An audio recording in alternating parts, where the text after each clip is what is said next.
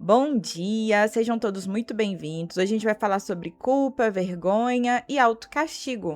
Por que eu me culpo tanto por tudo? De onde vem isso? Porque isso faz mal pra gente, se a gente for pensar. Sejam todos muito bem-vindos. Olá, Roberta. Ei, Rê, tudo bem? Que bom que a Rê chegou, que é aquela super força. Então vamos falar desse tema tão importante. Por que a gente se cobra tanto? Por que você tem uma voz interna dentro de você que fica te criticando, que te xinga? Eu acho curioso que eu sou uma consumidora dessa rede também. Eu estou aqui fazendo lives, mas eu também vejo os vídeos. E sempre eu costumo ver vídeos em que a pessoa já começa o vídeo se xingando. Aí eu logo penso, não faz terapia. Porque se fizesse terapia, entenderia o quanto que isso é negativo. E é sobre isso que eu quero falar aqui com vocês hoje. Sabe por quê? Esse crítico interno que existe dentro de nós, a gente utiliza ele sem medida, de forma automática, e muitas vezes a gente nem percebe que está se xingando. E os impactos disso são avassaladores. Se nem você consegue se acalmar, se acolher, se autorregular, imagina se os de fora vão ter esse respeito com você. Porque tudo começa a partir da gente. À medida que eu me respeito, que eu me valorizo, que eu me posiciono, que eu sei dizer sim e sei dizer não, as pessoas elas vão me tratar com o devido respeito. Se eu não tenho respeito a mim mesma, eu estou dando permissão para que os outros me desrespeitem. Porque eu não sei do meu valor, eu não sei do meu potencial, eu não sei me respeitar, então os outros vão me desrespeitar também. Vocês estão conseguindo entender isso? Sejam todos muito bem-vindos. Maria, tudo bem? Como você tá? Andréia, isso acontece comigo. Tenho medo de parecer com minha mãe. Olha o que a Andréia trouxe. A Andréia trouxe a cereja do bolo, porque vem deste lugar. O crítico interno, pessoal, que é essa voz dentro de você que fica se xingando, nada mais é do que a voz dos nossos cuidadores. Patrícia, eu não cresci com mãe e pai. Eu cresci com a minha avó. Tá, mas como sua avó te tratava? Sua avó te tecia elogios ou ela te criticava severamente? Você era punido por qualquer deslize. A formação do crítico interno, que é essa voz que nos pune quando a gente erra, é a voz dos nossos cuidadores. Para pensar sobre isso. Eu, Patrícia, eu tinha um repertório muito tóxico comigo até eu entender o crítico interno. Eu entendi o crítico interno através da psicologia. E aí eu comecei a me avaliar e a me controlar diante disso. Eu tinha um crítico interno que me chamava de lerda, de anta e de burra. Toda vez que errava. Poderia ser uma coisa simples. Por exemplo, eu tô com essa garrafa aqui, aí eu deixei ela cair na minha mesa de trabalho. Molhou os meus itens, molhou o meu teclado, molhou o meu fone. Primeira coisa que eu ia falar pra mim mesma é: sua lerda, você é uma burra mesmo, anta. Como que você pode ter feito uma bagunça dessa? O que leva uma pessoa a se tratar dessa forma? Vocês já pararam pra pensar sobre isso, criticamente? O que leva eu, Patrícia, me xingar dessa forma porque eu cometi um erro, sabendo que o errar é do ser humano. Eu poderia estar distraída, ter batido a minha mão na garrafa e a água voado para todo lado. Mas isso justifica o fato de eu me maltratar? De eu me punir? Por que isso acontece, Cris? A Cris falou, eu me chamo de burro o tempo todo. E aí eu te pergunto, será que você escutou isso na sua infância? Obrigada, Luiz, por compartilhar a live. Seja bem-vindo. Rúbia, como conseguir me respeitar, me amar e me enxergar? Fica aqui comigo, Rúbia, que a gente vai conversar hoje sobre o passo a passo. De como que você vai fazer, que caminho que você vai trilhar para você conseguir se respeitar e se amar. Tá bom? A Thay disse, na minha casa não existia desculpa. Te feriam e no dia seguinte a vida continuava. É muito triste quando a gente vem desse lar em que a gente tem os cuidadores como seres superiores extraordinários, donos de um conhecimento, e a gente tem a criança como a errada, a inadequada, a que deveria estar fazendo coisas melhores do que ela está fazendo agora. Ela deveria se comportar como adulto. Então, na criação tradicional, a gente tem o pai e a mãe como os detentores do saber. Esse saber vem de onde? Vem de um estudo, de um conhecimento, vem de uma faculdade? Não, esse saber vem da experiência de vida. E a Tayane ponderou aqui, olha, eu tô parando de fazer isso porque tenho uma filha e agora eu não quero ensinar ela a se ofender assim. Parabéns, Tayane. Olha só, a virada de chave da Tayane veio através do quê? Tenho uma filha. Se eu ficar repetindo esse repertório, minha filha vai adquirir esse hábito tóxico. Parabéns, Tayane. Agora, é só quando eu me torno mãe ou pai que eu preciso parar de me culpar, de me xingar? Não. Você tem a oportunidade de fazer isso agora. É solteira? Talvez você tenha filhos adultos que já nem moram mais com você, mas ainda é tempo. Ainda é tempo. E o Luiz, acho muita maldade pais não valorizarem notas dos filhos. Eu também acho isso. Cris, eu passei muito isso para os meus filhos e me culpo demais por isso. Olha, Cris, vamos pensar assim. Quando você passou isso para os seus filhos, você não entendia que isso era errado. Já começa daí. Você achava que isso era o certo a ser feito, tá? Porque você veio desse modelo de criação, então você estava somente reproduzindo um comportamento. Quando que a gente precisa se responsabilizar por algo? À medida que a gente toma consciência. Então, a Cris está tomando consciência hoje. Então, eu preciso que você se perdoe pela pessoa que você foi, pelas escolhas que você fez, porque naquela época você não tinha conhecimento do quão isso era danoso. O auto-perdão vai te ajudar a reduzir a culpa. Já começa por aí, tá? A Andrea falou, eu estou me desprendendo da minha mãe agora por não aguentar mais ela. Me xinga e me bota culpa em tudo. Infelizmente, nós temos pais que são idosos, mas que na mente eles são infantis. A gente fez a leitura do Clube do Livro, os neurandos estão aqui comigo. O Luiz também acompanhou a saga. Ao sábado, a gente estava fazendo reflexão sobre o livro Acolhendo Sua Criança Interior. E o que a gente percebe através dessa leitura? Existe dentro de nós uma criança ferida, que foi a criança que nós fomos, que é as nossas emoções, que está guardado no nosso inconsciente. Idade não quer dizer maturidade. A gente já começa por aí. Então, os nossos pais, eles vão ficando mais velhos e vão ficando cada vez mais insensíveis, cada vez mais priorizando as necessidades das crianças que eles foram um dia, porque o que importa é eles não se ofenderem, não se magoarem. Qualquer coisa que você pontua para eles quando foi que você perdeu o respeito pelo seu pai e pela sua mãe? Eu te criei, eu limpei sua bunda, eu te amamentei. Aí vira um jogo de manipulação com culpabilização, porque você falou às vezes uma coisa simples, não é isso que acontece? A Tayane falou, minha filha fez eu me enxergar criança e o quanto não tinha paciência comigo. Melhorei muito como ser. Eu gosto dessa reflexão que algumas mulheres conseguem fazer quando elas viram mãe. Aí elas conseguem avaliar que elas precisam ser pessoas melhores para os filhos, para si mesmas e para criar os filhos de uma forma mais inteligente emocionalmente. Gente, isso é um marco. Ricardo, será que eu vou ser um velhinho rabugento? Somente se você quiser, viu, Ricardo? O Júlio falou. Esposa reclama que tô gritando, sendo que, apesar do meu tom, estou corrigindo, aconselhando, sereno. Júlio, a gente consegue transmitir uma mesma palavra sem alterar o tom de voz. Será que neste momento que você vai fazer uma correção, um aconselhamento, você não se exalta um pouco?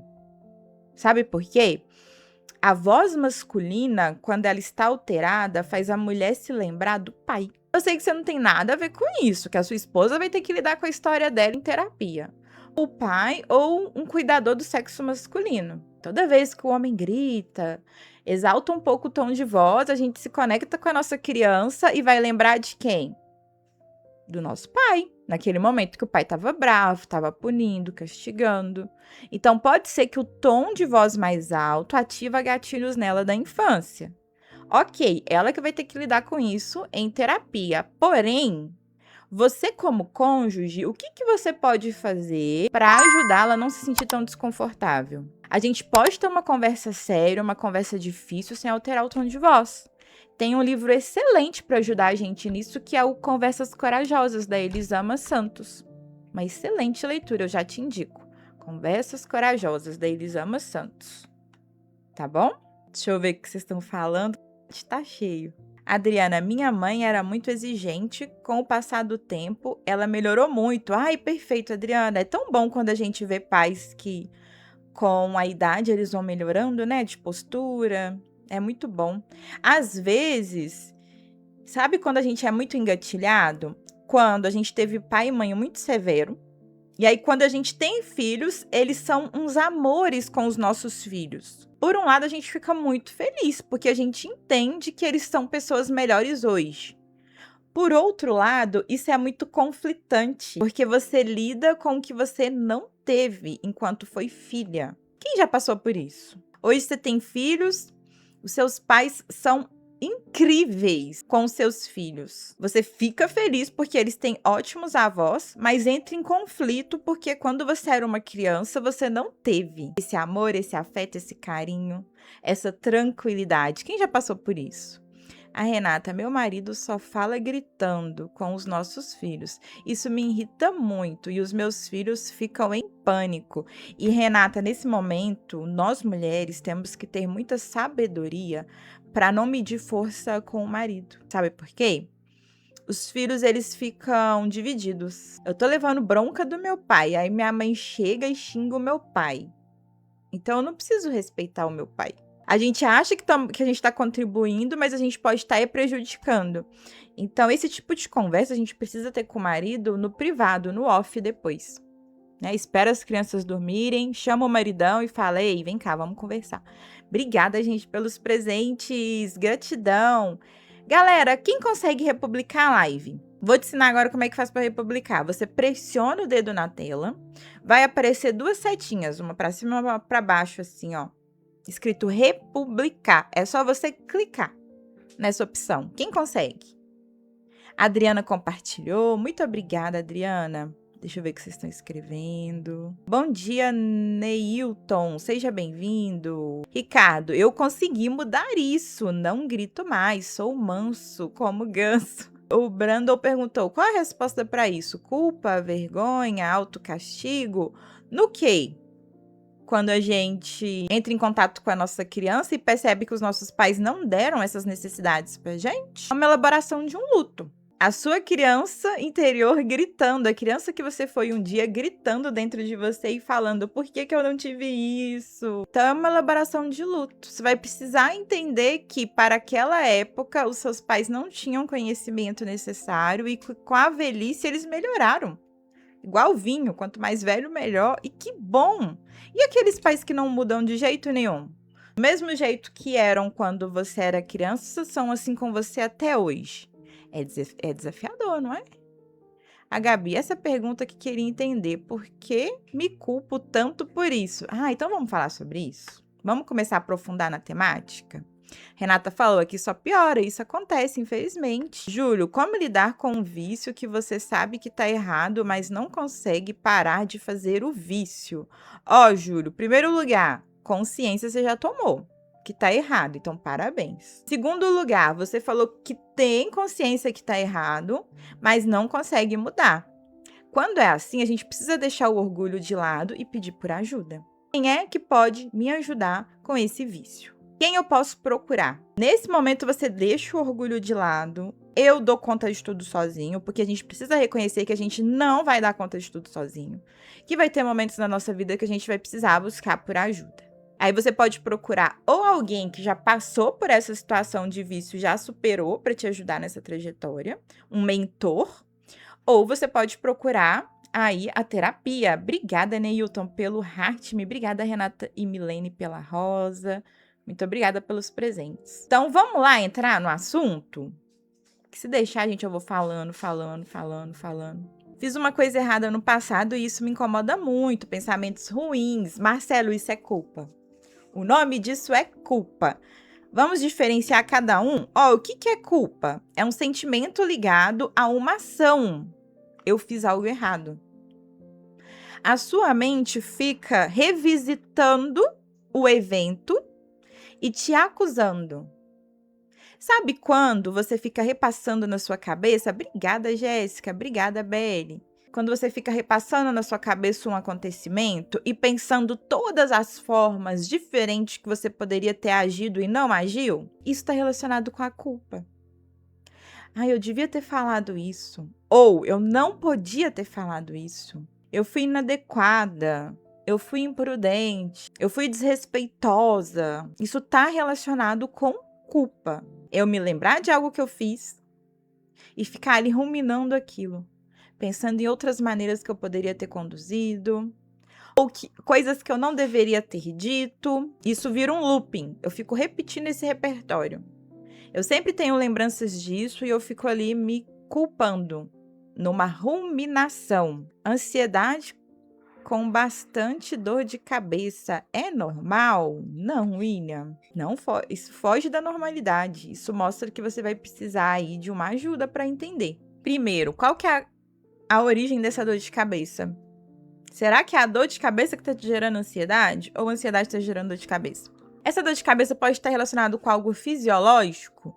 Gente, a falta de ingestão de água e de uma boa noite de sono gera cefaleia na gente. Eu preciso que vocês entendam isso. Se você não está dormindo bem, se você não está hidratado, você vai ter dor de cabeça. E que é coisa pior do que aquela dorzinha que fica ali tênue, te acompanhando ao longo do dia, é muito desagradável. Então, fiquem atentos aí a alguns sinais que o seu corpo pode estar te dando. Ricardo, acho que sou um pai docinho, de boa com os meus filhos. Até os amigos deles gostam de conversar comigo. Ai, que legal, Ricardo. Muito bom isso, viu? Só que a gente tem que tomar cuidado só com o docinho, né? Às vezes a gente quer compensar com os nossos filhos coisas que a gente não teve e acaba sendo docinho demais. E os filhos também precisam de limites. Que sejamos firmes com eles em determinados momentos, não o tempo todo. Adriana, e se tornar exigente demais com nós mesmos? Aí é autocobrança. Já vou falar sobre ela. Vergonha. O que é, gente, esse sentimento vergonha? Repetir. Sentimento ligado à identidade. Eu sou errada. Então, no castigo eu fiz uma coisa errada e na vergonha eu sou errada. Percebe que os dois são extremamente negativos? Tanto a culpa quanto a vergonha? Negativos no sentido de, se eu sair de uma conversa e eu vou refletir sobre isso, eu entendo que eu fui inadequada, eu negocio isso comigo, eu falo, tá tudo bem, você errou. Só que você precisa aprender com isso, Patrícia. Quais ações que você vai tomar para que isso não se repita? Tá, da próxima vez eu vou falar menos, vou ouvir mais, eu vou conter o meu emocional. Se eu tiver muito estressada, eu não vou ter essa conversa, eu vou deixar para ter ela em um outro momento. E aí você fica em paz. Você lidou bem com a culpa que apareceu inicialmente, você se autoacolheu, você se validou, você entendeu onde que você errou e você se comprometeu a não repetir mais o erro, certo? O problema está enquanto eu não me perdoo. E aí eu tenho uma necessidade de me castigar para poder compensar o meu erro. De onde vem, gente, essa necessidade de se castigar para compensar o erro? Adivinhem de onde vem isso? Eu. Ou se isso é de um terceiro. Doutora, a sinusite pode ser causada por causa de estresse e ansiedade? Não, Felipe. A gente vai entender que a sinusite tem relação aí com vias respiratórias. Ela é uma doença fisiológica. O que acontece é, a sinusite você tem ela por condições hereditárias, por exemplo. Tem outros casos na sua família. Só que crises alérgicas, elas podem ter relação com o emocional. Eu tenho a sinusite, ela está sob controle. Toda vez que eu tenho uma carga emocional muito forte, a sinusite ataca. A rinite ataca. Por que isso acontece? seu organismo dizendo que você passou por algo que você não lidou bem com isso, que você precisa olhar para isso. Entende? Como parar de procrastinar em tudo, Tisa? Quando essa procrastinação ela já se tornou crônica, eu procrastino o tempo todo, eu estou sempre me distraindo com o celular, por exemplo, a gente precisa buscar por ajuda. Se for uma procrastinação sazonal, um momento da minha vida que eu tenho estado mais procrastinadora. Aí, ok. Você passa por esse momento, daqui a pouco você volta a estar mais produtiva. Agora, se você percebe que isso é algo crônico, que já está aí na sua vida há mais de 2 anos, e que você tem se distraído por tudo, e não tem atingido seus sonhos, seus alvos, seus objetivos, aí você precisa buscar por ajuda. Que ajuda é essa? Terapia. Síndrome de Meniere é causada por estresse. Nem conheço essa síndrome, Josi. Me desculpe, nunca ouvi falar. Tem relação com o quê? Imagina, Felipe, que bom que você tá aqui, que você fez essa pergunta. Já ouviram falar na síndrome de Meniere, gente? Mai, eu estou com manchas na pele. Acredito que seja de estresse. Meu filho tem TDAH e TOD. Mai. A sobrecarga aí é grande, hein, minha amiga? Pode ter relação, viu? É claro que faça uma avaliação com o dermato para entender se pode ter outra origem. Sabe por quê? Às vezes a gente acha que é do emocional, mas aí é algum cosmético que a gente usou. Aí não é do emocional. Foi uma reação, um efeito colateral de uma pomada, de um creme. Agora, se não tem nenhuma outra causa, se não foi alimentação, se não foi algum cosmético, se não foi um medicamento, aí a gente tá falando do emocional. De fato. Obrigada, Rê, pelos populares. Galera, seguinte. Preciso da ajuda de vocês com os tapes. Nossa metinha é 50k. Bora. Só você clicar o dedinho na tela bem rápido que você vai ver um monte de coraçãozinho subindo. Quem consegue? Vou liberar aí também um baú para vocês poderem ativar o Heart Me, que é aquele coraçãozinho laranja do bem, que ajuda na entrega da live, que ajuda o TikTok a entender que esse conteúdo ele é um conteúdo importante, relevante e para a saúde mental crescer mais aqui no TikTok. Eu vejo vocês vindo na live falando assim, Patrícia, o TikTok precisa mais de conteúdos como esse. Você pode contribuir para isso. Como? Ativando o Heart Me, seguindo, compartilhando e republicando. E nos taps também. Bora? Ítalo, tem dias que sinto falta de ar. O que pode ser? Uma vontade de chorar.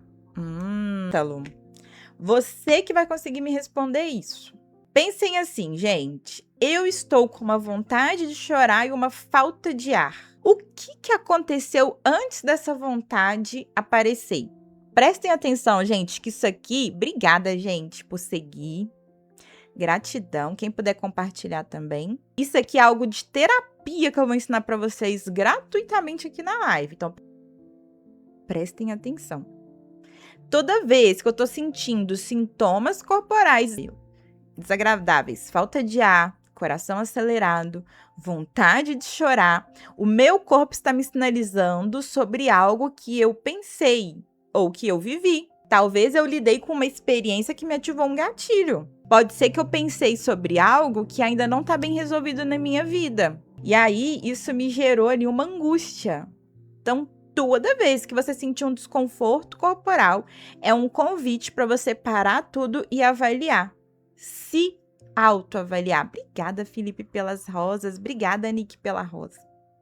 Então, pare e pensa. O que aconteceu antes dessa falta de ar aparecer? O que eu vivenciei? O que eu pensei? Ou o que eu vi? Você sabia que uma postagem que você vê nas redes sociais pode te ativar um gatilho? E fazer você sentir esse desconforto? Vocês sabiam disso? Às vezes você viu uma postagem que mexeu muito com você. Te conectou com a sua história, com alguma parte da sua vida mal resolvida. Isso é um convite para você tentar refletir o que foi que aconteceu. Descobrir o que é, se acolha. Pega a sua criança interior ferida, abraça ela na sua mente e fala, tá tudo bem. Eu tô aqui com você, você não tá sozinha mais, você não tá desprotegida. Naquela época, quando você era pequena, não tinha ninguém por você, mas hoje eu estou aqui por você. Gente, isso é libertação. limitador. Vocês já ouviram falar sobre o poder da palavra?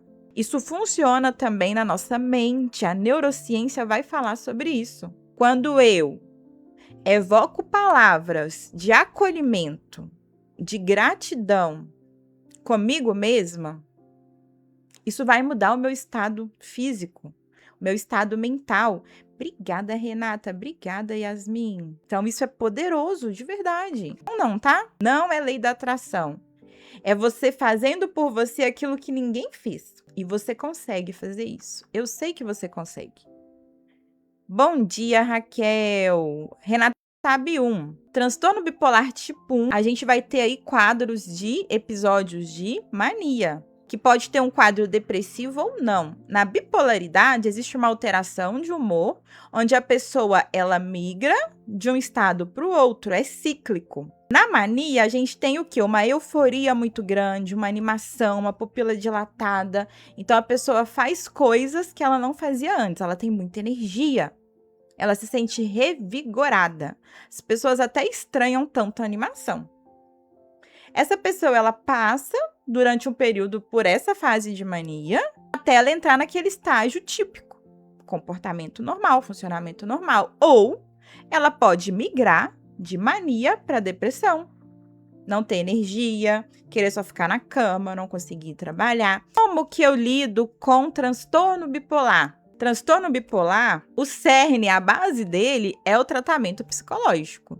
Medicação pode ajudar, mas você vai ter que ir para terapia para aprender a lidar com o cíclico, com a mudança de fases. Você também vai ter que aprender sobre regulação emocional e formas de lidar com você quando você ciclar, certo?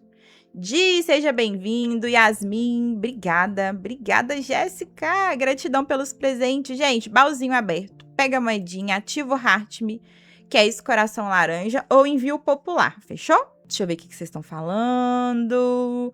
Bipolar tipo 2, Adriana, aí a gente vai ter a hipomania. A hipomania, ela é mais leve que a mania e dura por menos tempo. Enquanto a mania pode durar por até uma semana ou um pouco mais, a hipomania ela dura geralmente até 4 dias. Sintomas mais leves, com menos intensidade. Então, a gente tem no transtorno bipolar o tipo 1, que a gente tem o episódio de mania, talvez depressão, não necessariamente. O tipo 2, a gente vai ter a hipomania, que são os sintomas mais leves, essa animação toda, essa agitação, essa pupila dilatada, a impulsividade, ela vem de uma forma mais branda, tem uma duração menor. Talvez não exista uma hospitalização, enquanto no tipo 1, se os sintomas forem muito intensos, talvez essa pessoa vai precisar até ser hospitalizada. E no tipo 2, a gente vai ter os episódios depressivos. No tipo 2, a pessoa ela passa mais tempo em episódios depressivos do que em episódios de hipomania. E a gente tem também a ciclotimia. A pessoa ela apresenta tanto sintomas de mania como depressão, mas ela não fecha para nenhum e nem tipo 2. Mas isso já é crônico. Isso tá na vida da pessoa há mais de 2 anos, esse funcionamento. Essas oscilações emocionais, essas oscilações de humor. Então, essa pessoa, ela vai ser classificada com ciclotimia. Entenderam isso? Como que a gente trata, como a gente lida com bipolaridade? Com terapia. Fechou? Fala sobre cobrança máxima em mim. Me cobro muito. Nunca tá bom o suficiente. Isso me cansa. Vou falar agora, 5555. Falamos sobre culpa, sobre vergonha e a autocobrança, gente. De onde vem a autocobrança? Qual que é a origem dela? Primeiro, a gente precisa entender que eu sou muito rígida comigo mesma. Eu me cobro severamente. Eu flexibilizo para os outros. Eu falo com os outros, não, tá tudo bem, tá tudo certo. Mas comigo, eu não me permito errar. A autocobrança, ela anda de mãos dadas com o perfeccionismo. Nunca tá bom o suficiente. E a autocobrança mais o perfeccionismo é igual a controle. Então, eu sou uma pessoa que quero ter o controle sobre mim e sobre as coisas. Às vezes, até sobre as pessoas. Por exemplo, eu posso flexibilizar com quem ela é de fora, mas eu não flexibilizo com a minha família. Os meus filhos têm que ter uma conduta perfeita, o meu marido não pode falhar. A gente tem que ser a família comercial de margarina. O problema da autocobrança, travou aí, né? Voltou? O problema da autocobrança é que ela é um campo minado. Excelência, então isso significa que eu não posso errar? Eu não admito errar? E se eu errar, eu vou me punir severamente por isso? Vocês percebem como a autocobrança é negativo? Às vezes você vai para uma entrevista de emprego e vai falar como qualidade ou como defeito perfeccionismo. É melhor você falar como defeito, porque se você falar como qualidade, não vai dar certo. Gente, porque o perfeccionismo, ele não é bom. Em que momento a sociedade começou a vangloriar o perfeccionismo? Sabe o que o perfeccionismo significa? Que você é uma pessoa que muitas vezes não considera a opinião do outro. Vocês acham que isso é bem visto por uma empresa? Se a empresa, o CLT, visa o trabalho em equipe, você pode ser até desclassificado quando você fala que você é perfeccionista. Porque quando você é perfeccionista, as coisas têm que ser do seu jeito. Não é? Tem gente se identificando. Olha aqui, a Tisa falou que é assim, a Ilse. Simples capricho, não mesmo, sofro demais com isso. E a Renata, desde que começaram os processos seletivos na vida. Então, não é uma boa, enquanto psicóloga, eu estou aqui para afirmar para você que não é uma boa você colocar aí como qualidade ou defeito perfeccionismo. Pense em outra coisa, tá? Que senão você vai se queimar na entrevista.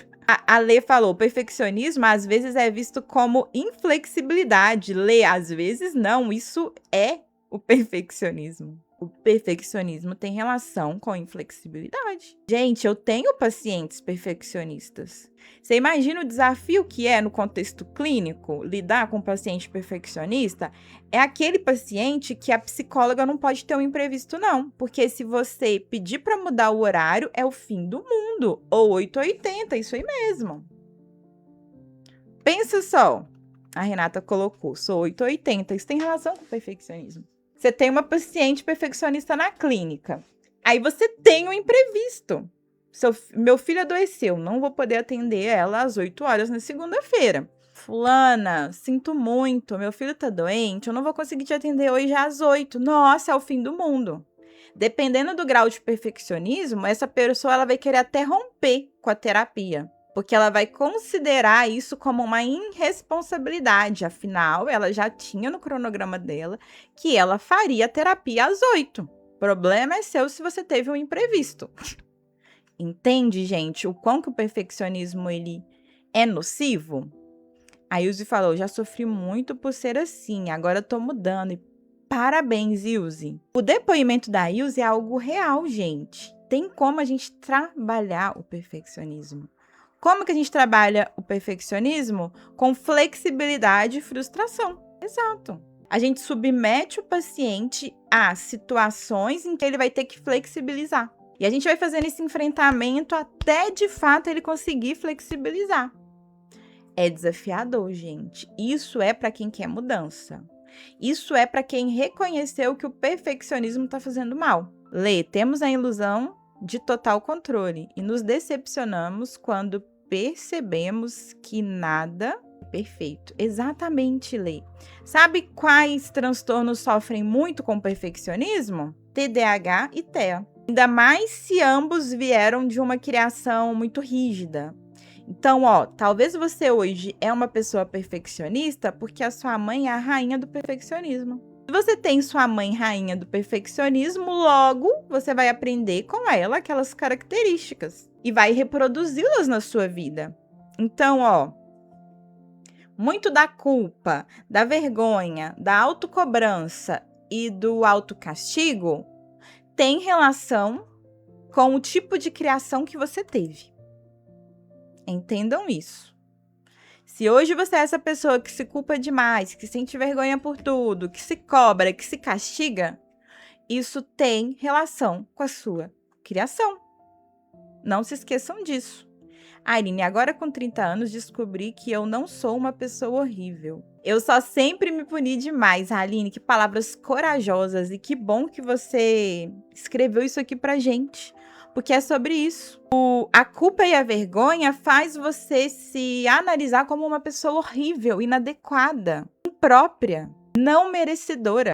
Sabe quando você usa aquele discurso assim, nossa, eu nem mereceria ter amigas, porque eu sou tão horrível? Não é, gente. A questão é, por que você está se punindo tanto? Cadê o autoacolhimento? Você está olhando para as necessidades da criança que você foi um dia?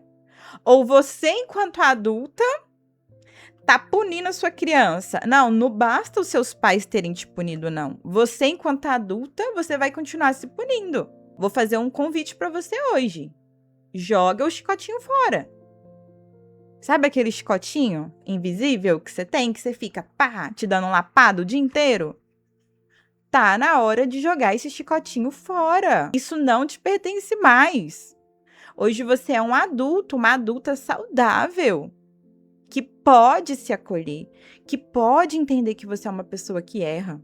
Elzinha, nossa, eu sou perfeccionista, tinha uma consulta marcada, um parente do médico morreu, não aguentei. Olha, é sobre isso que a Elzinha trouxe. A gente percebe que o perfeccionismo, ele afeta a nossa vida quando a gente perde até a empatia. Tem que ser daquele jeito que foi determinado. Se a consulta era esse dia, ela tem que acontecer esse dia. Se ela não acontecer, eu vou ficar muito brava. Porque ela tinha que acontecer. Aí eu perco a humanidade. Poxa, as pessoas são seres humanos e elas têm imprevistos. Assim como eu entendo quando um paciente meu precisa desmarcar a sessão porque aconteceu uma urgência, tô passando mal, um ente meu tá no hospital, vou precisar levar minha cachorrinha no veterinário que ela não está bem. Da mesma forma que eu entendo e flexibilizo, vocês também têm que aprender a flexibilizar, gente. Outro ponto também que tem no perfeccionismo é o egocentrismo. Poucos falam sobre isso, né? Mas parece que eu tô no centro do universo, porque as coisas têm que funcionar do meu jeito, da minha maneira, no meu tempo, nos meus critérios rígidos. Vocês percebem o quão tem aí de ego nessa narrativa? E às vezes a gente acha que a gente é humilde, né? Cadê a humildade? Ah lá, a Elzinha falou que desistiu da consulta, ela ficou frustrada com isso, né? Elzinha, gera frustração quando as coisas não saem do jeito que a gente quer. E quando a pessoa é uma pessoa crítica demais? Tisa, você fala crítica demais com ela mesmo ou com os outros? Ou tudo junto? Também hoje tudo é TDAH, autismo ou culpa da mãe. Ai, gente, vocês fakes são difíceis de lidar. Desde sexta-feira, o que tem aparecido de gente sem noção nessa live, querendo falar que tudo é autismo, que tudo é TDAH e que tudo é culpa da mãe. Não, a gente tá falando aqui sobre autorresponsabilidade. Por que eu trago a temática de culpa, autocastigo, perfeccionismo? Eu tô aqui querendo dizer pra você que você tem uma forma de funcionar que você vai precisar mudar. Que isso tem uma origem, sim. Que isso tem relação com a sua criação, sim. E que todos nós temos sequelas das nossas criações, por mais que foi uma criação boa. Vamos falar sobre isso? Eu, Patrícia, psicóloga. Adria, seja bem-vinda. Eu, Patrícia, psicóloga, que já fiz terapia para acolher minha criança interior ferida, que ressignifiquei muita coisa. Eu falho como mãe. O meu filho, quando ele tiver uma certa idade, ele vai precisar ir para terapia para lidar com as minhas falhas, porque eu sou um ser humano. Então, sim, vamos tirar o pai e a mãe do pedestal de santos, de seres imaculados, perfeitos. Vamos tirar eles desse patamar aí, desse pedestal, e vamos colocar eles no lugar de seres humanos que erram. Agora, se eu for ficar me justificando, tadinha de mim, sou uma coitada porque tive uma infância difícil. Aí a gente tem um problema também. Eu não tenho culpa do que aconteceu comigo, mas eu não posso ficar abraçada a isso, tá? Eu sou perfeccionista, eu me culpo demais, eu tenho uma vergonha excessiva porque eu tive uma criação disfuncional. Agora, o que eu faço com isso? Aí eu chamo vocês para responsabilidade. É na terapia que a gente lida com o que a gente pode fazer para modificar isso. Rose, suas lives são maravilhosas. Quem vem aqui para falar coisas desnecessárias tem que ser bloco. Já foi, Rose. O Ian já foi. Porque ele é até um fake. As pessoas portadoras de crítica que vão aparecer numa live pra xingar, elas não vêm com o perfil delas. Elas vêm escondidas atrás de um fake. Pra vocês verem o tanto que elas são corajosas, o tanto que elas sustentam o discurso delas. Elas não conseguem nem vir com a própria cara, com o próprio nome se expor. Cria uma conta falsa pra fazer isso. Triste, né? Mas acontece. Patrícia, é possível confundir alguns sintomas sociais entre TEA e antissocial? Rian, é possível confundir. Socialmente falando, porque um profissional vai entender a diferença. Claramente a gente enxerga a diferença, gente. A pessoa TEA, ela tem características, por mais que existe um espectro quer dizer de uma diversidade, que cada pessoa TEA vai ter um funcionamento diferente. Mas tem algumas características ali que elas são presentes em pessoas TEA. Tem característica ali que a gente vê no grupo como um todo. É claro que o não conseguir fazer contato visual, o ser menos empático, é uma característica que vai mudar de pessoa para pessoa, de nível de suporte. Mas algumas características são universais. Então a gente consegue diferenciar antissocial de TEA com muita facilidade. Com muita facilidade. Sabe por quê? No antissocial, existe que gera sofrimento no outro e que eu sinto prazer em fazer isso. O antissocial, ele sente prazer com o sofrimento do outro. Antissocial, psicopata. Então, ele tem prazer com o sofrimento alheio. Já o TEA, não. Muito pelo contrário. Pessoas TEA, geralmente, elas são muito sensíveis às injustiças sociais. Se comovem, se compadecem, se entristecem, querem fazer algo com relação. Então, a gente consegue, assim, ver claramente as diferenças. Fala um pouco sobre... Muito pertinente o tema de hoje, doutora. Obrigado por tanto e por tudo. Eu que agradeço, Di. Que bom que você tá aqui comigo. Karina, Luzinete, obrigada, pessoal. 5. Obrigada pelos presentes, tá? Tami também, Correia. Gratidão. Bom dia. E tem como ser TEA e TDAH? Sim, Simone. Sim, as duas condições elas podem coexistir. Mas pera, não é que a pessoa seja TEA e TDAH, ela tenha os dois transtornos predominantes. Essa pessoa, ela é TEA com comorbidade em TDAH. O que isso significa, Patrícia? Ela possui um diagnóstico principal, que é o autismo, e ela tem sintomas do TDAH, que vem como prejuízo de uma falta de um diagnóstico precoce, com as terapias adequadas. Então, ela ganha de bônus aí sintomas e sinais de TDAH.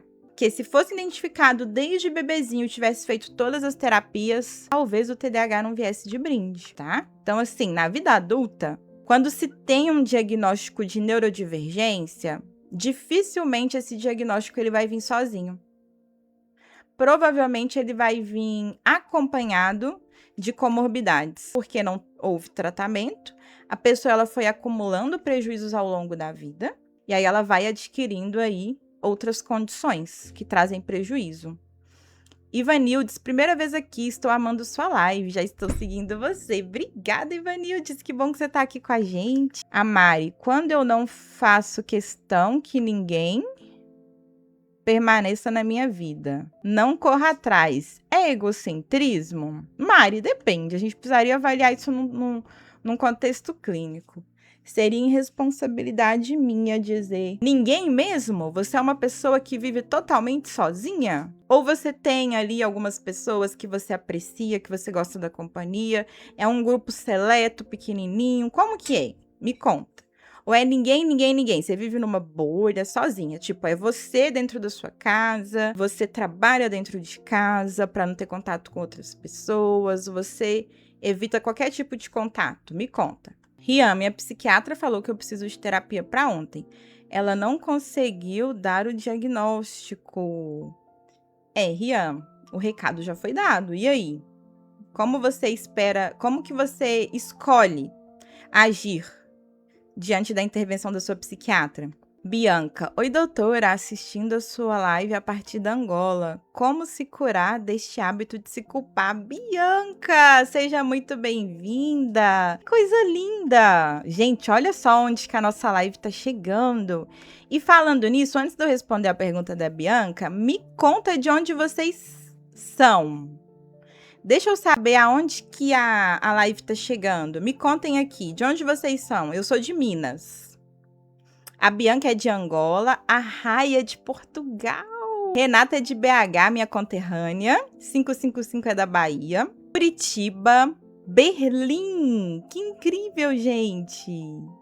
Interior do Rio de Janeiro. E aí? De onde mais? De onde vocês falam? Me conta aqui. Águas Lindas de Goiás. O nome é lindo, né?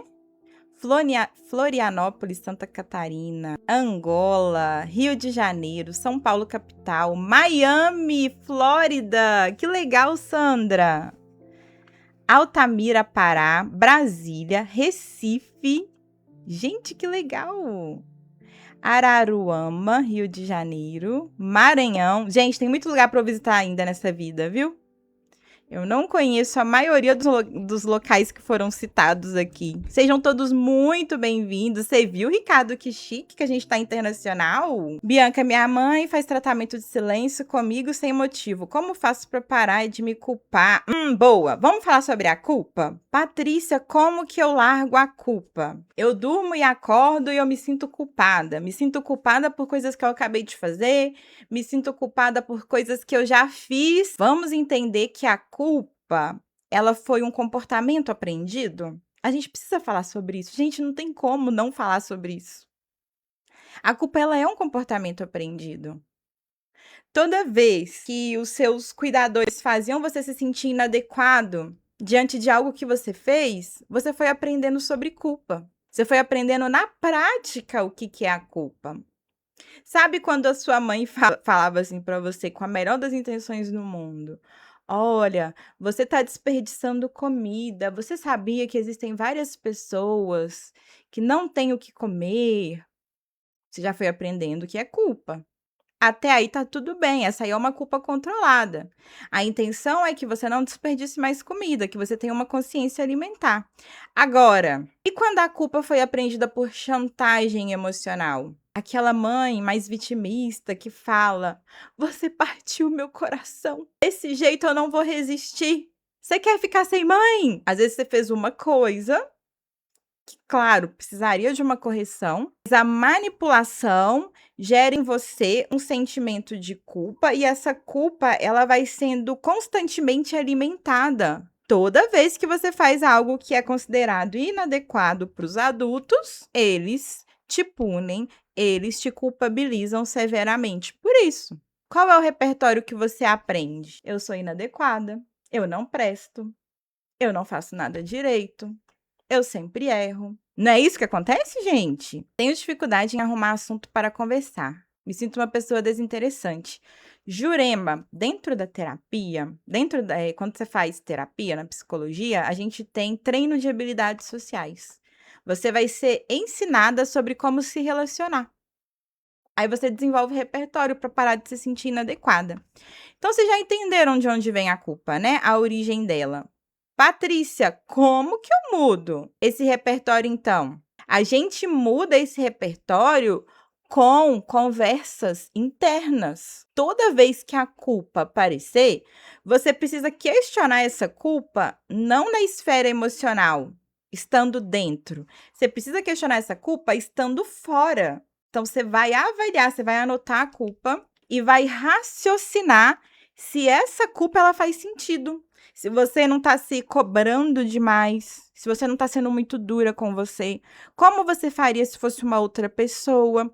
Para você entender se está havendo aí exagero. Porque às vezes a gente pesa a mão. A gente mergulha dentro de uma esfera emocional e a gente... Pessoal, bora de tap-tap? Quem me ajuda? Deixa eu ver quem tá no meu ranking aqui de tap. Deixa eu ver se eu consigo aumentar aqui para enxergar, que tá pequenininho para mim. Karina tá em primeiro lugar. Não tô enxergando. Em terceiro, o Ricardo. E quarto, o Luiz. Bora! Quem vai tentar tirar a coroa da Karina? Desafio lançado. Roena, qual é a sua abordagem e por que você escolheu ela? Boa pergunta, Roema. A abordagem que eu utilizo hoje é a TCC, Terapia Cognitivo-Comportamental, a neuropsicologia, mas eu sou uma estudiosa de esquemas. Então, hoje eu tô falando para vocês muito mais relacionado a esquemas. Tem TCC também, mas mais relacionado a esquemas. A terapia dos esquemas vai olhar para sua criança, vai olhar para aqueles comportamentos desadaptativos, vai olhar para o que te faltou e o que você precisa suprir. A terapia dos esquemas vai fazer você sair do modo criança, criança birrenta, criança zangada, criança mimada, para entrar no modo adulto saudável. No modo adulto saudável, eu acolho a criança que eu fui. Eu vou me dar tudo aquilo que me faltou. Olha aí, eu em ação. Inclusive, amor, carinho, compreensão. Então, como que a gente lida com a culpa? Acolhendo a criança que a gente foi. Por que eu estou me culpando? Eu estou me culpando por uma falta. Me faltou alguma coisa. Me faltou compreensão. Me faltou ensinamento. Já que a minha atitude foi inadequada, como eu deveria me comportar então? Às vezes, os adultos não te falaram isso. Eles só te responsabilizaram.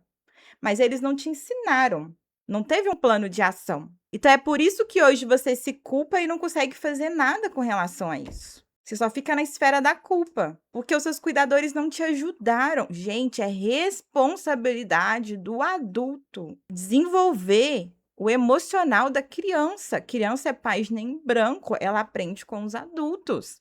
Como que a gente faz uma live sem responsabilizar os pais? A gente responsabiliza os pais pelo que cabe a eles, para entender, para explicar. E em seguida, a gente se responsabiliza. No sentido de, tá, fizeram isso comigo porque eles não tinham repertório, eles não fizeram terapia, eles tiveram uma infância muito desafiadora, mas o que eu faço com isso a partir de agora? Como que eu resolvo esse BO? Porque é você que vai ter que resolver o que fizeram com você.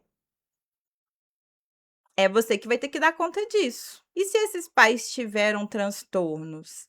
NET, aí ajuda ainda mais a gente compreender o porquê eles fizeram o que eles fizeram. Ajuda a gente a aceitar melhor. Ajuda a gente a ressignificar, entende? Então, quando a gente entende que, por exemplo, eu tive uma criação muito disfuncional. Se eu entendesse que os meus pais são neurodivergentes, explicaria muita coisa. Eu conseguiria lidar melhor com isso. Ah, agora tudo faz sentido. Então, minha mãe me tratava assim porque ela tem condição X. Então, meu pai me tratava assim porque ele tem a condição Y e não teve tratamento. Poxa, agora faz sentido. Agora eu entendo por que foi tão cruel. É porque nem ele dava conta dele. Como é que ele ia conseguir me criar de forma saudável? Anete, eu me sinto culpada por não ter diagnosticado o TEA do meu filho. Demorou 21 anos. Nete, quantos anos seu filho tá? 21, né?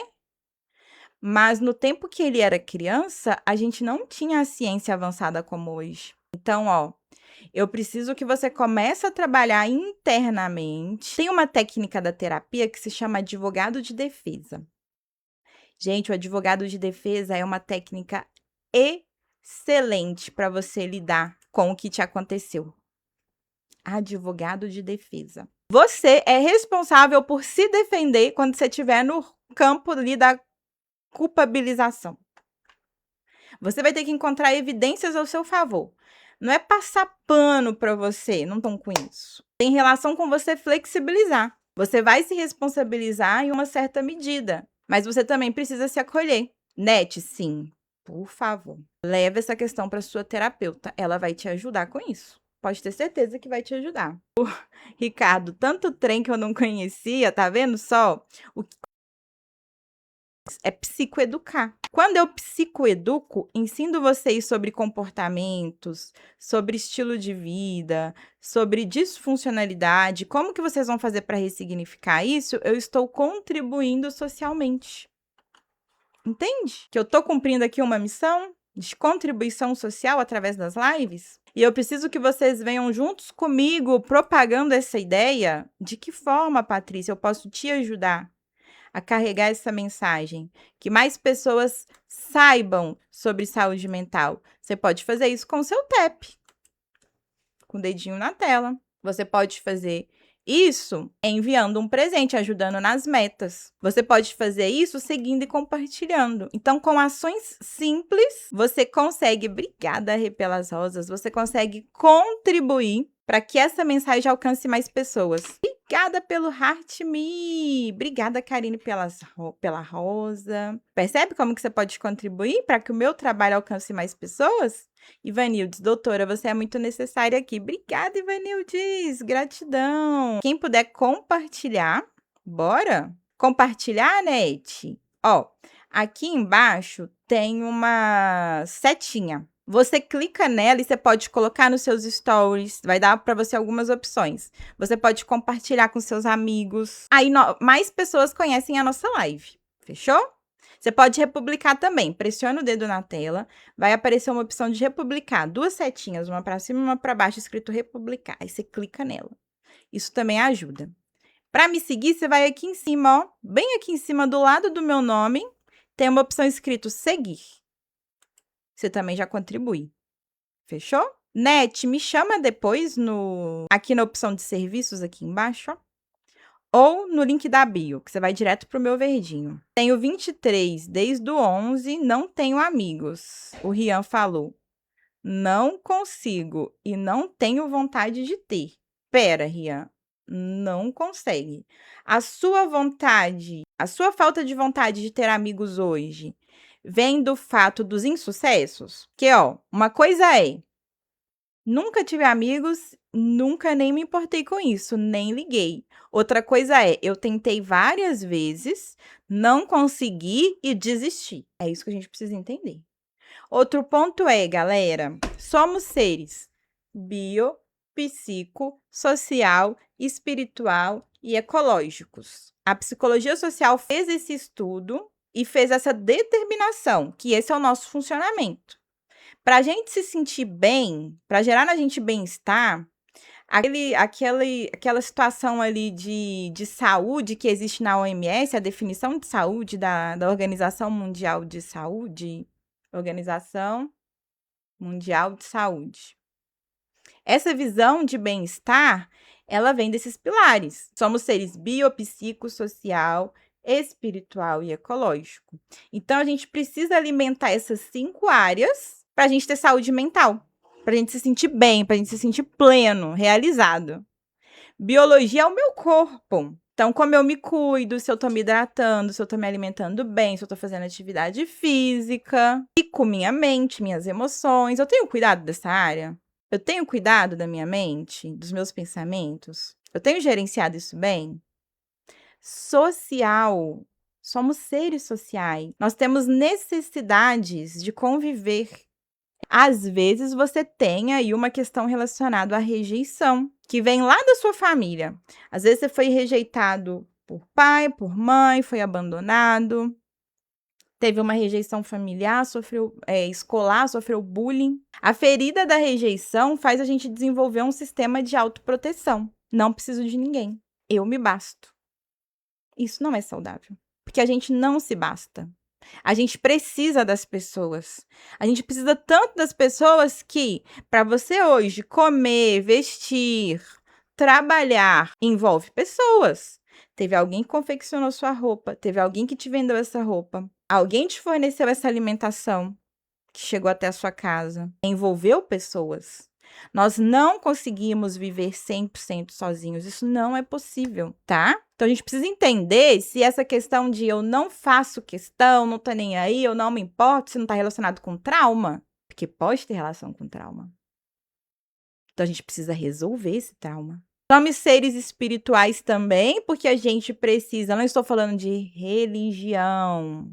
Estou falando de espiritualidade. A gente precisa se conectar com algo que transcende, que é maior do que a gente, que traz paz. Às vezes, essa conexão você faz com a natureza, ok? Às vezes, essa conexão você faz numa comunidade religiosa, ok. Mas você precisa se conectar espiritualmente. E ecológicos, meio ambiente, gente. Meio ambiente. Precisamos de ar, precisamos de natureza na nossa vida, porque isso nos conecta, isso nos traz tranquilidade. Precisamos de ter um lar saudável para conviver. Voltamos. Minha internet deu um pico aqui. Olha o que a NET trouxe. Essa responsabilidade de consertar os erros dos nossos pais, ela é muito grande. Ô, Nete, mas se a gente não fizer isso pela gente, psicóloga Marcela tá aqui ainda? Me dá um oi se você tiver. Mas se a gente não fizer isso pela gente, quem vai fazer? Me dá um oi aqui, Psi Marcela, na barra de rolagem. Se a gente não fizer isso pela gente mesma, quem é que vai fazer? Esse é o ponto. Então a gente vai precisar olhar para isso. Dói, na verdade, não é fácil. Gente, a psicóloga Marcela tá aqui com a gente. Eu quero muito que vocês abracem a Psi Marcela. No perfil dela, ela fala sobre saúde mental, ela fala sobre relacionamentos. Então, já segue para você acompanhar as lives dela. Ela vai estar com a gente amanhã no quadro Papo de Psi, às 20, juntamente com a psicóloga Rafaela. E ela também faz live dia de quarta, dia de quinta e dia de sexta no perfil dela. Então já abraça ela aí. Todo mundo abraçando, bora? Indicação boa a gente faz, porque ela é uma excelente profissional. Renata, no meu caso é igual ao dele. Só que fui abandonada por minha mãe. Olha lá o que a Renata trouxe pra gente. A Net falou, é por isso que eu estou correndo atrás dos prejuízos do meu filho. E Net, preciso que você corra atrás também dos prejuízos que você acumulou pela sua história, tá? Olhe também para suas necessidades. Bora de TEP, gente, pra gente bater 100k pra eu ir embora feliz? A gente tá com 7k. Quem me ajuda? Você é uma referência pra mim. Eu que agradeço. É uma honra ter você aqui, viu? Que bom que você tá com a gente. Bom dia, Isa. Como você tá? Tudo bem? Bom dia, Aloísio. Seja bem-vindo. Então, a gente já entendeu o que é culpa. A gente já entendeu o que é vergonha. E o autocastigo? Repetir mentalmente críticas, se punir, se sabotar. Então, vocês sabiam que o fato de eu procrastinar é um autocastigo? Porque na procrastinação eu estou me sabotando.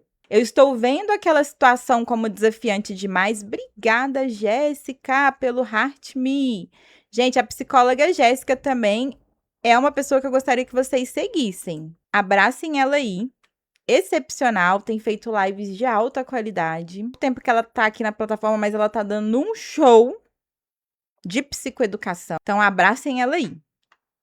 Fechou? Isso aí, bora bater nossa metinha de TEP. Vamos lá? 80k já foi, agora a meta é 100. Vamos lá? Eu sei que a gente consegue. Bora! Obrigada pelas rosas, Psi Marcela! Gratidão! Muito obrigada! Obrigada, Jéssica! Seja muito bem-vinda. Ei, Cono, como é que você tá? Obrigada pelo Heart Me! Isso aí, Miriam, bora! Então, o fato de eu ficar procrastinando já é uma forma de eu me punir. Entendam isso. Psi Marcela, obrigada, Jéssica! Então, eu preciso cuidar da minha mente, entender o que está sendo o agente de procrastinação. Por que eu estou adiando tanto as tarefas? Por que eu faço quando é urgente, quando é para os outros e não consigo fazer por mim? Por que eu estou pecando no meu autocuidado? Por que eu não engajo com aquele projeto que eu quero tanto tirar ele do papel? Isso tem relação com autossabotagem, gente. Obrigada, Jéssica. Obrigada, Ricardo. E a cultura da perfeição, aquela crença de preciso acertar sempre, que foi muito estimulada pelos seus cuidadores, porque eles queriam que você fosse o melhor, o top, o bambambam, tá te gerando impactos hoje. LG, tudo que é sobre mim, tenho procrastinado e me sinto mal com isso. E aí que tá, olha só, a procrastinação ela gera culpa, porque eu não cumpri o combinado. Eu prometi que na segunda-feira ia ser diferente, que eu ia começar o meu dia mais cedo, fazendo atividades de desenvolvimento pessoal, mas aí eu vou lá, desligo o despertador, levanto tarde, já queimei a primeira etapa que eu tinha me comprometido em fazer comigo mesmo. Isso vai gerando o que na gente? Culpa, amargura, descontentamento, autocrítica. Mas eu não presto para nada mesmo, né? Obrigada, Simone, pelo Heart Me. Nem para poder cumprir com o meu cronograma eu consigo. Eu nunca faço aquilo que eu me comprometo em fazer por mim. Você acha que isso ajuda ou isso atrapalha, gente? Live maravilhosa, aprendi muito, mas agora preciso sair. Ilse, a live vai estar gravada lá na plataforma do Play. Mais tarde eu vou disponibilizar ela lá, depois você termina de assistir, tá bom? Quais são as consequências emocionais, gente, desse cenário de culpa, de vergonha, de autopunição? Uma baixa autoestima. Afinal, se eu sempre erro, se eu nunca faço o suficiente, a minha estima vai ser bem baixa. Eu não vou conseguir me ver como uma pessoa de qualidades, de atributos, que faz coisas boas. Muito pelo contrário, eu vou estar sempre me criticando. Então, assim, as pessoas que vivem aí ruminando são pessoas com uma baixa autoestima. Associado a isso, a gente pode ter um quadro ansioso e depressivo. Afinal, a ruminação, ela tem uma origem na depressão, né? Então, assim, eu fico ali ruminando, relembrando o passado, me culpabilizando. Então, isso desenvolve aí o quê? Um quadro de depressão. O oposto, que é eu ficar idealizando o futuro, me preocupando com questões que ainda vão chegar. Ai, eu tenho que pagar aquela conta. Isso tira o meu sono. Eu não consigo viver o presente porque eu tô preocupada com o que está por vir. Isso gera o quê em mim? Ansiedade. A Gislaine, eu me sinto amargurada porque tenho preferido a paz da minha casa ultimamente. E Gislaine, isso aí é um poço que a gente começa a cavar. Quando a gente busca por essa paz da casa, a gente deixa de fazer os enfrentamentos sociais, socializado a trabalho, gente. Você tem que lidar com diferentes comportamentos, diferentes tipos de pessoa. Você tem que lidar com diferentes ambientes, não é? Que socializado a trabalho. Aí você pensa assim, ai não, vou ficar na minha casa mesmo. Não vou perder o meu tempo. Mas aí você vai atrofiando. E eu estava fazendo uma autorreflexão sobre o passar muito tempo olhando para minha pessoa, eu percebi que hoje eu trabalho de casa. Meu consultório, ele está acoplado à minha casa. Se o meu marido não fazer convites, eu não saio da minha bolha, eu não saio da minha zona de conforto, eu fico aqui. E vocês sabiam que isso faz mal pra gente, né? Só ficar dentro de casa. Faz muito mal. Eu vi uma profissional da saúde falando sobre aumentar quadro ansioso e depressivo por passar muito tempo dentro de casa. Porque você não sai, você não pega sol, você não respira ar puro, você não se movimenta, que é necessário para o nosso corpo se movimentar. Atividade física, gente, traz vitalidade.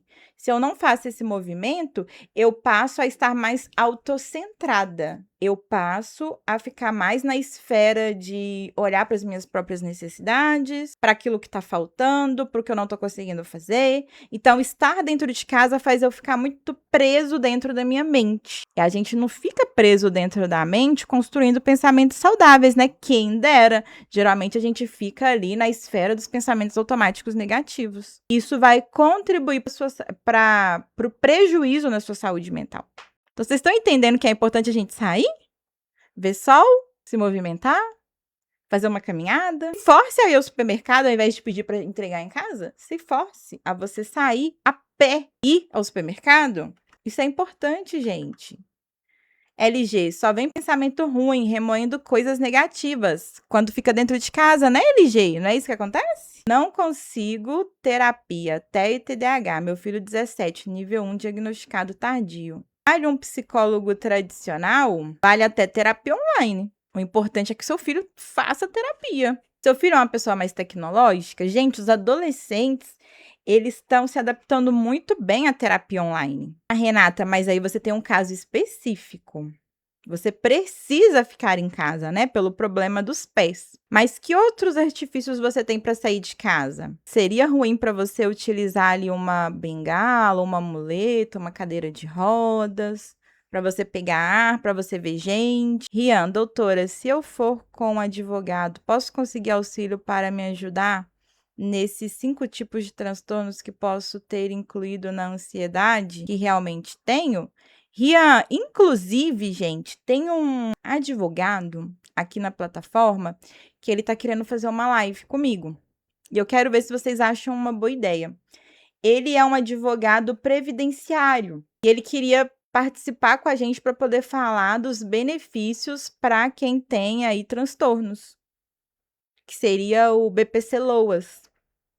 E eu estive participando de uma live dele e eu achei bem interessante que ele pontuou que o BBC-LOAS, Ele não é apenas para pessoas que têm TDAH e TEA, mas para pessoas também que têm alguma condição de transtorno mental grave. Por exemplo, um transtorno de ansiedade generalizada. Então, eu acho que talvez seria interessante eu trazer ele aqui para ter uma conversa com a gente. O que vocês acham?